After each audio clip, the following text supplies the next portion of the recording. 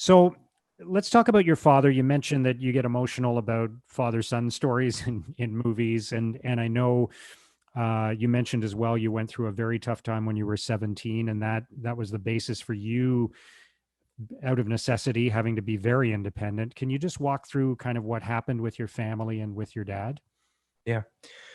So I move up to Montreal, and within the first month of school, September 11th happens. Markets start spinning, and my dad got into a lot of financial trouble. And uh, it was partially it was him making some really bad decisions, and partially it was the market just wasn't a great time. And my mom called me one morning. It must have been October or so of my first year, and she said, effectively, we're broke. We got nothing. You should move back down to South Florida. And I remember thinking, there is no way I'm leaving Montreal. I loved it. It was the fall or the autumn season. It was beautiful there. And I just loved the independence of me being away from home. And so I said, look, instead of me coming down there, I'm going to stay in Montreal, and I'll figure out a way to not only support myself, but also find a way to help all of you. And I have two much younger sisters, one who's 10 years older than me, 10 years younger than me, the other that is 3 years younger than me. So I sort of have always, I'm the quintessential big brother in the family. And that phone call from my mom kind of changed my life, because it meant that I was 17. It meant that I was going to be on my own for the rest of my life. And I wasn't sure, and I wasn't ready for that. I didn't necessarily know what the next move was. And so, of course, like, any normal person, I decided I'd go get a job. And so I got a job at a travel agency. I was DJing a lot on weekends. I was DJing almost every weekend in Montreal. And between the travel agency and the DJing, I thought I'd be able to make enough money to help my family and help myself. And that was possible, but it required me to have a reduced course load, which I didn't want to do. I thought the idea of being a full-time student concurrently while working is the right setup. I didn't want to spend 5 years in undergrad or 6 years in undergrad, like some people have to do.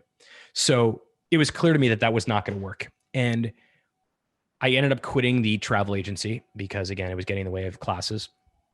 I kept the DJing thing up, but I thought about starting a business, because I thought, hey, wouldn't it be amazing if I were able to build something that generated revenue while I was in class?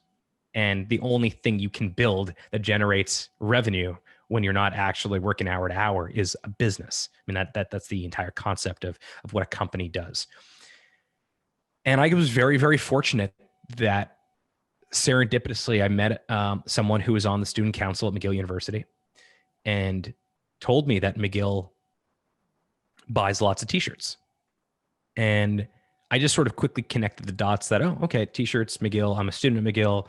I knew a bunch of people in sort of the garment district. This is around the time where Dove Charney, who was a Montreal entrepreneur, was just starting American Apparel. And I mean, that's a whole different story of what happened to American Apparel longer term. Sure. But at the time, Dove was a Montreal Jewish kid starting a t-shirt company. I was living in Montreal as a Jewish kid. And there was enough there were enough data points or enough dots that I was able to connect them and say, okay, I think I'm going to do this.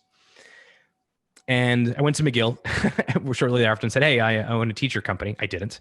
And I can make lots of t-shirts for you. I couldn't. But hey, give me your t-shirt order. And McGill effectively told me that there was no way they would give me a t-shirt order because I was untested.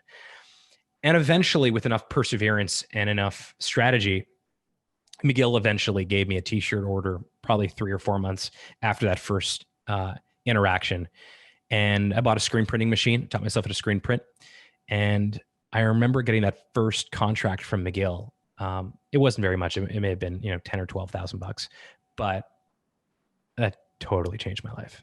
At that very moment, I felt independence. I felt purpose. I felt that I knew how to get through these next couple of years, these very difficult years when my family had no money, my dad wasn't around, just bad situation. And I spent the rest of my undergrad building this little t-shirt company. And we built it to a point where A lot of universities, there's about 98 accredited universities in Canada, and I think about half of them at one point or another gave us a t-shirt contract. In fact, funny enough, the University of Ottawa was buying t-shirts from me, but I got rejected from the MBA program. And I always thought that was so ironic. This is a couple of years later when I was in law school, but it was ironic to me that I wasn't good enough to get into their MBA program, but I was good enough to get, thousands and thousands of dollars of t-shirt contracts.